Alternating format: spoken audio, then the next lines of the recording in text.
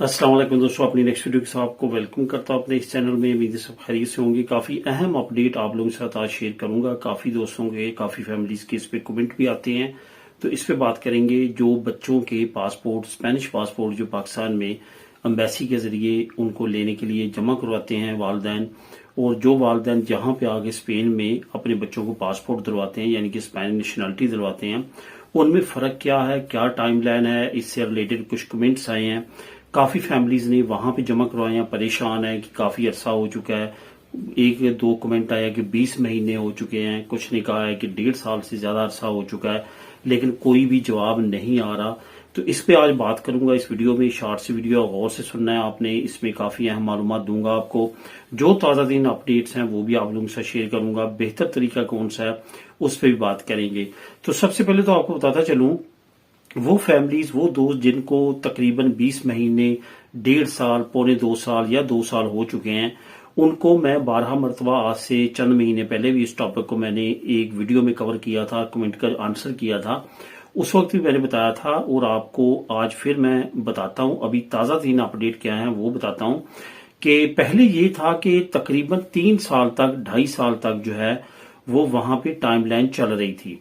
यानी कि आप वहां पे अगर बच्चों को पासपोर्ट दिलवाना चाहते हैं तो 3-3 साल तक भी जो है वो 2.5-2.5 साल तक नॉर्मल टाइम पीरियड था जो लग रहा था वहां पे पासपोर्ट जो बच्चों का जमा करवाते हुए।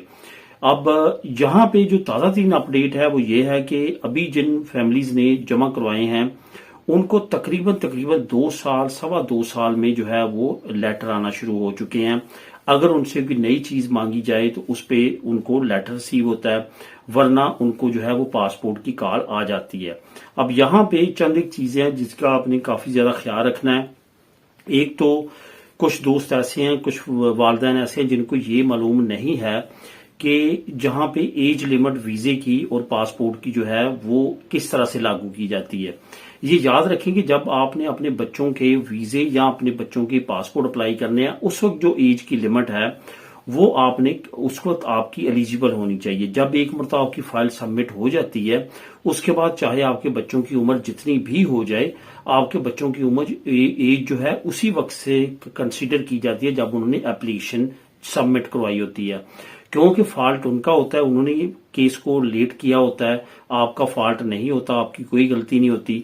तो इस वजह से आप उसके से जो है वो बरियुल जुमा होते हैं। इस वजह से ये टेंशन ना लें कि जब हमने करवाई थी उस वक्त बच्चे की 17 साल एज थी, अब जो है बच्चे की 20 साल उम्र हो चुकी है, तो इसका इफेक्ट बिल्कुल नहीं पड़ेगा। क्योंकि जब आपने एप्लीकेशन सबमिट करवाई है, टाइमलाइन उस वक्त से आपके बच्चे की एज लिमिट कंसीडर की जाती है। अब उसकी उम्र 25 साल भी हो जाए तो आप इसको कोई प्रॉब्लम नहीं होनी चाहिए। अब यहां पे आके बीच में वो आपसे की लेटर मांग लेते हैं या आपके केस को रिफ्यूज करते हैं और आप दोबारा अपील में चले जाते हैं। तो फिर भी याद रखें कि आपकी एज जब आपने पहली मरतबा अपनी फाइल सबमिट करवाई थी, वहीं से आपके बच्चे की एज जो है वो मानेंगे। ऐसा नहीं है कि वो नए सिरे से आपके बच्चे की एज को वो कंसीडर करेंगे। तो ये आपको बिल्कुल भी किसी तरह की परेशानी लेने की जरूरत नहीं है। अब बात करते हैं कि पासपोर्ट जो है वो यहाँ पे कितना टाइम लग रहा है स्पेन के अंदर। वहां का तो मैंने बता दिया कि 2.25 साल जो है तकरीबन लग रहे हैं। पहले 2.5-3 साल तक भी आते थे, लेकिन अभी थोड़ा सा देखा गया है रिसेंटली केसेस जो है वो काफी ज्यादा स्पीडली पास हुए हैं। अब यहाँ पे जिन लोगों ने यहाँ पे अपने बच्चों के जो है वो स्पेनिश पासपोर्ट लेने होते हैं, उनको पहले वहां से फैमिली वीजा अप्लाई करना होता है। फैमिली वीजे के बाद वो बच्चों को इधर बुलवाते हैं और इधर तमाम प्रोसेस जो है वो करते हैं रजिस्ट्रो सिविल के जरिए। तो ये भी एक तरीका है। इसमें ये होता है कि बच्चे ऑलरेडी यहाँ पे आ चुके होते हैं, उनको रेजिडेंट कार्ड इशू हो चुके होते हैं, और यहाँ पे रहते हुए फिर आपका प्रोसेस स्मूथली चलता रहता है। वो इतना आपको टेंशन नहीं होती, और वो साथ साथ आप लेके चलते हैं और उनको भी पासपोर्ट मिल जाते हैं। और ये भी एक तरीका है जो तकरीबन नॉर्मली 6 महीनों में बच्चों के पासपोर्ट जो है वो बन जाते हैं। तो ये दोनों तरीके हैं, इनमें से जो आपको बेहतर लगता है। अगर तो आप चाहते हैं कि बच्चों की वहां पे स्टडी होती रही, वहां से उनको जो है वो एक खास एज तक वहीं पे रखा जाए, वहीं पे वो स्टडी करें और फैमिली को यहाँ पे ना बुलवाया जाए, फिर तो आप वहां का प्रोसेस, वहां पे जो पासपोर्ट अप्लाई करने वाला वो कर सकते हैं। अगर आप वो नहीं चाहते हो, चाहते हैं कि एज सून एज अर्ली यहाँ पे आए और यहाँ पे उनका प्रोसेस तमाम का तमाम हो, तो पहले आप फिर वीजा پریفر کر سکتے ہیں فیملی ویزا لگوا لیں اور بچوں کو یہاں پہ منگوا لیں اور یہاں پہ آ کے ان کا پھر آگے اسپینش پاسپورٹ جو ہے وہ اپلائی کر لیں. تو یہ دونوں طریقے ہیں, دونوں کی یہ ٹائم لائن ہے, اور جو آپ کے کویشچنز تھے وہ بھی میں نے کور کیے ہیں. اس سے ریلیٹڈ اگر اور آپ کے ذہن میں کوئی کویشچن ہو تو آپ نیچے کمنٹ کر کے مجھ سے پوچھ سکتے ہیں. ملے نیکسٹ ویڈیو میں نئی اپڈیٹ کے ساتھ. اللہ حافظ.